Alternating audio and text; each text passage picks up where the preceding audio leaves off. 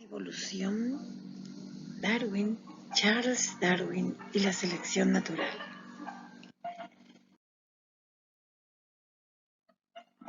El hombre ha tratado de descubrir desde tiempos muy remotos el origen de la vida y lo sigue intentando. Siempre se ha preguntado el hombre de dónde surgieron las cosas, tantas teorías y tantas ideas interesantes acerca del origen de la vida, el origen del universo. Trataron de demostrar cómo se generó la vida, pero en la época de Aristóteles se hablaba de la generación espontánea, de que las cosas son como son, o sea, eran como eran, y así permanecerán inalterables. Entonces, a partir de la descomposición de algunos alimentos surgían gusanos, inclusive de la ropa vieja, sucia, sudada, amontonada en una pieza cerrada, surgían larvas de moscas. Eso es lo que se creía en la antigua Grecia, y Aristóteles fue su firme defensor. Por otro lado, estaban las corrientes cristianas, pero independientemente a eso, estudiosos como Lázaro Spallanzani había demostrado que la vida no se formaba así, sino que a partir de un caldo de carne herméticamente cerrado podría visualizarse que no ocurría nada, mientras aquel que estaba mal cerrado o directamente abierto sí permitía la generación de organismos diferentes, obviamente organismos vivos. Entre tanto, y gracias a estos trabajos, y así como el de Francesco Redi, Louis Pasteur se encarga de refutar la teoría de la generación espontánea, demostrando la imposibilidad de la generación mediante un frasco de Erlenmeyer que él acoda, calienta y cambia su forma de tal manera de impedir la entrada o el ingreso de organismos externos. Logra refutar esa teoría. Por otro lado, también se habló de un posible origen cósmico, es decir, que ya el filósofo Anaxágoras propuso que la teoría o la hipótesis de la panspermia, donde se postula la vida que es la misma llevada en forma de azar, por suerte, al planeta, de un planeta a otro. Arrhenius fue el defensor de la panspermia. Por supuesto que esto es una teoría. Se supone que la vida empezó en algún lado y luego en el lugar donde podría surgir o continuar, en este caso la Tierra. Se habló de la vida primitiva en la Tierra a partir de la teoría de la atmósfera rara propuesta por Alexander Oparin y por Haldane, que propusieron que la vida se originó aquí. Por supuesto que la teoría de Oparin defendió que la vida empezó en el mar. Luego, Stanley Miller, simula las condiciones de la atmósfera primitiva y encuentra que tanto Oparin como Haldane siguen la composición de la atmósfera primitiva.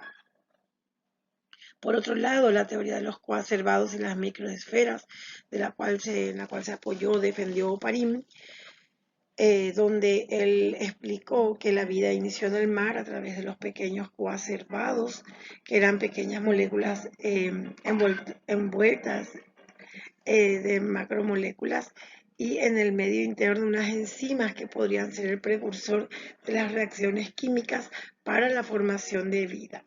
Esto fue hipotetizado por Fox, donde dijo que aparecieron microesferas de proteínas por la polimeración de los aminoácidos en los ambientes calientes, y que eso fue lo primero, lo que originó las primeras células, las primeras formas celulares, por supuesto así las primeras formas vivientes, que fueron las procariotas.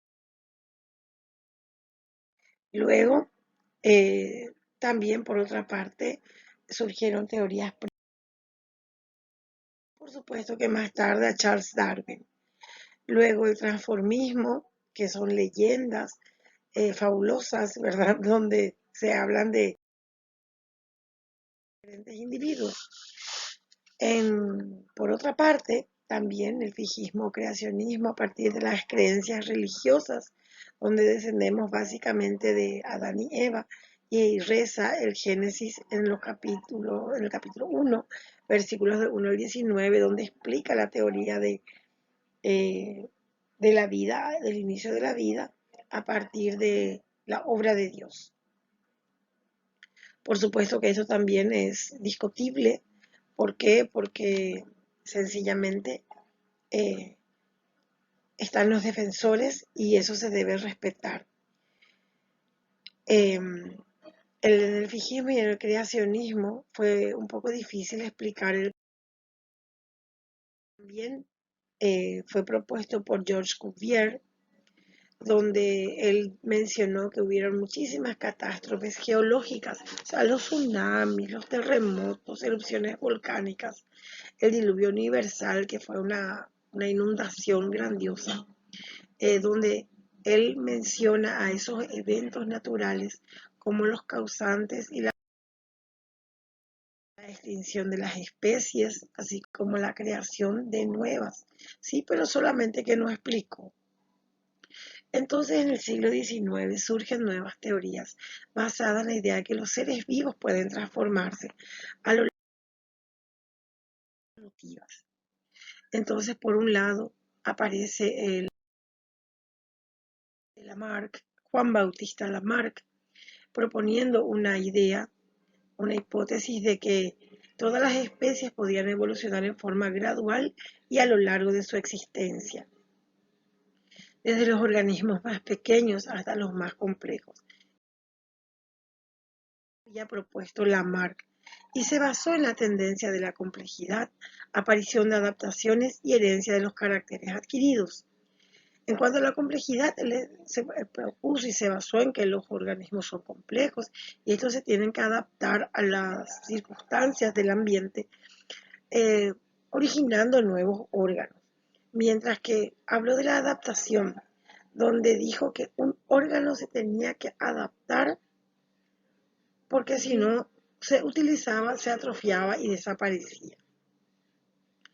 También habló de la herencia, que un carácter adquirido se heredaba a la descendencia, pero un carácter de qué tipo no pudo precisar, porque los caracteres adquiridos que de pronto sí se pueden heredar a través de la herencia, sí serán los caracteres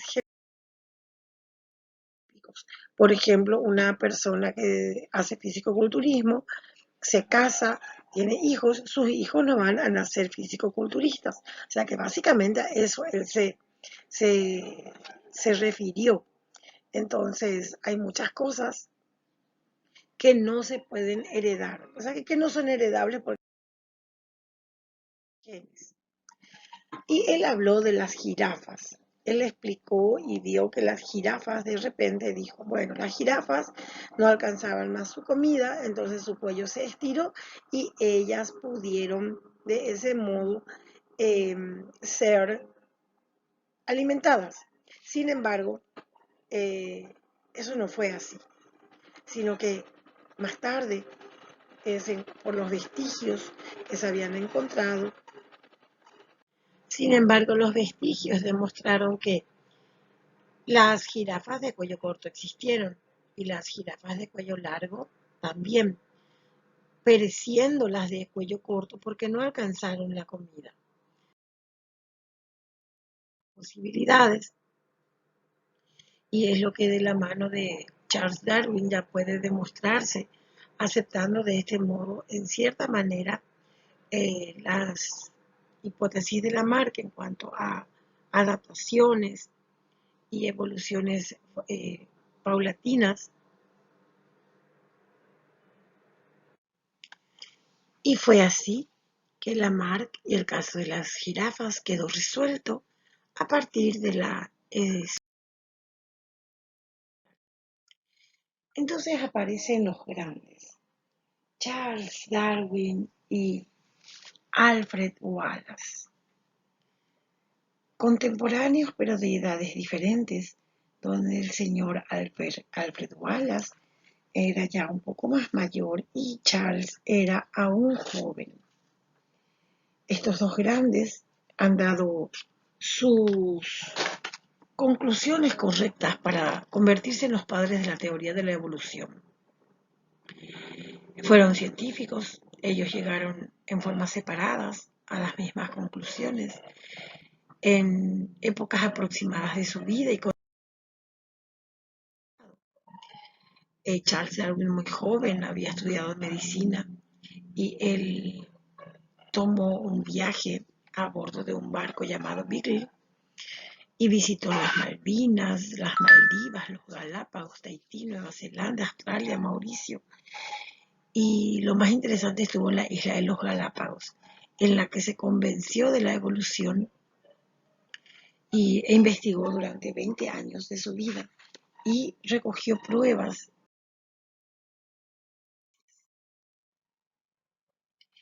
En la isla de los Galápagos, él pudo observar, sin duda alguna, en estas islas, el archipiélago de los Galápagos, donde contribuyó enormemente al desarrollo de su teoría de la evolución.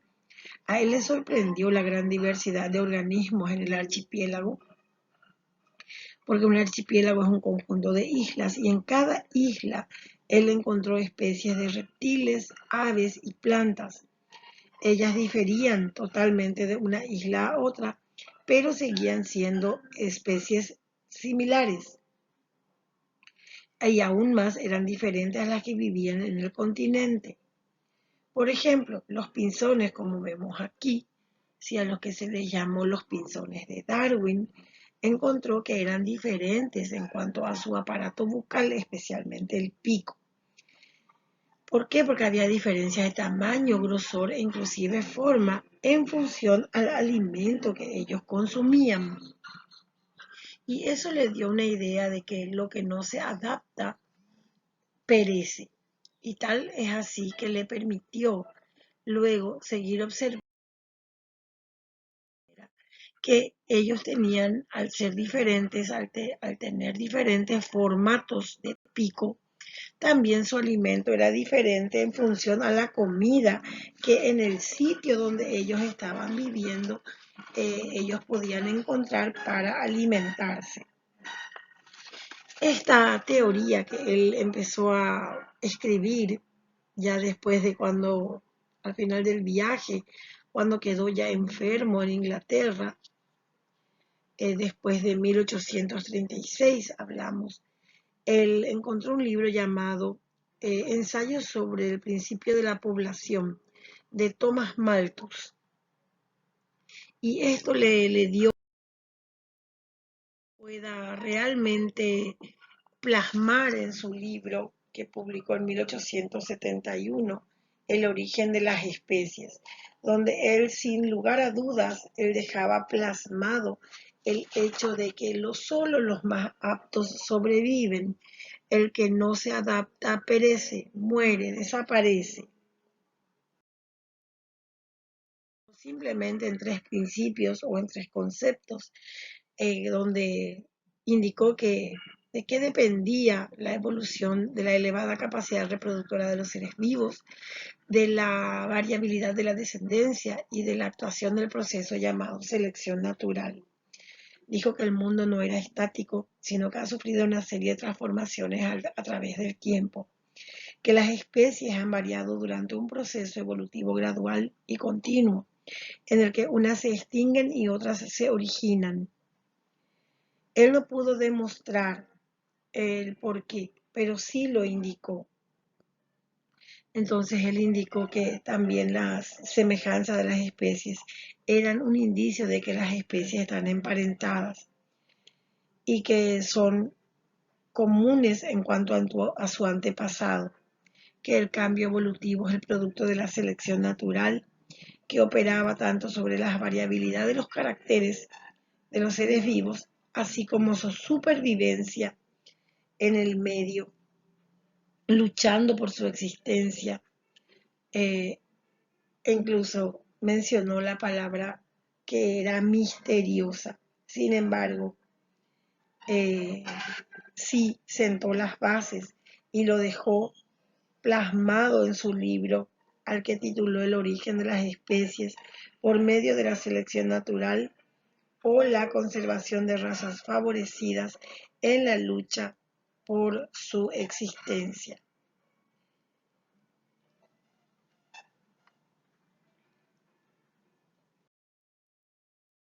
Las bases del darwinismo, asegurando la especie, la capacidad productiva de las tortugas, las jirafas, la variabilidad de la descendencia, la selección natural.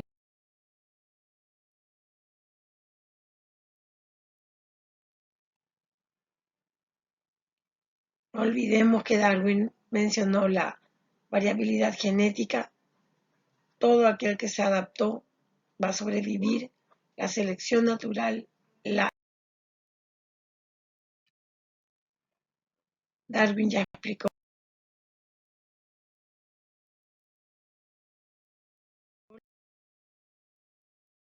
¿sí?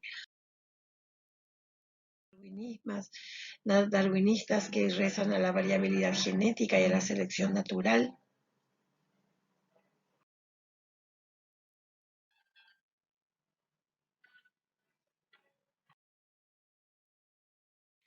En el caso de las mariposas abedul, habían mostrado una especiación y diferenciación de acuerdo al hábitat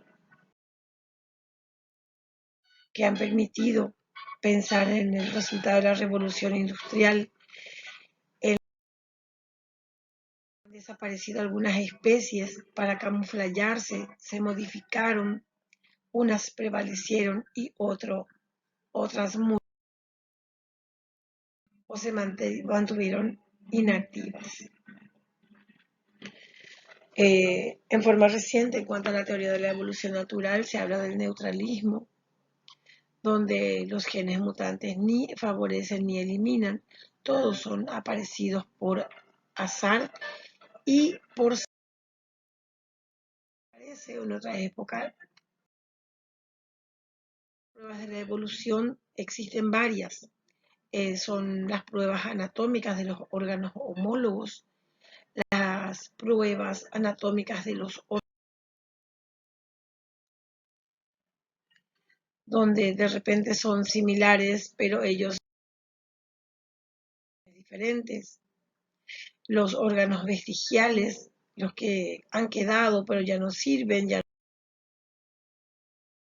el desarrollo embrionario, que es increíble, los principios son tan similares y ellos van modificándose a medida que va creciendo. Las pruebas bioquímicas, ADN, donde podemos encontrar un ancestro común, los parientes, pruebas taxonómicas, donde reúnen a las familias, las pruebas geográficas, biogeográficas, donde se desarrollan los individuos. Aquí podemos ver al ñandú, el avestruz, el emú, América y de Australia. La prueba evolutiva donde decimos de los primates, las pruebas paleontológicas tripartita, la especiación alopátrica, la espaciación simpátrida,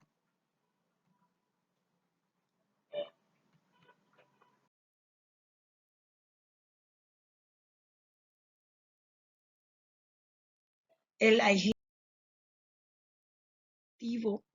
¿sí? Como se ve en los pinzones de Darwin, ¿sí? Eso corresponde al aislamiento reproductivo, porque en cada isla se agruparon una serie de áreas en el mismo espacio y con el mismo tipo de alimentación. La especiación por mutación, la extinción, que es un evento natural de la naturaleza, gradual también, donde el consumerismo y aumentar estos eventos. Gracias por atender.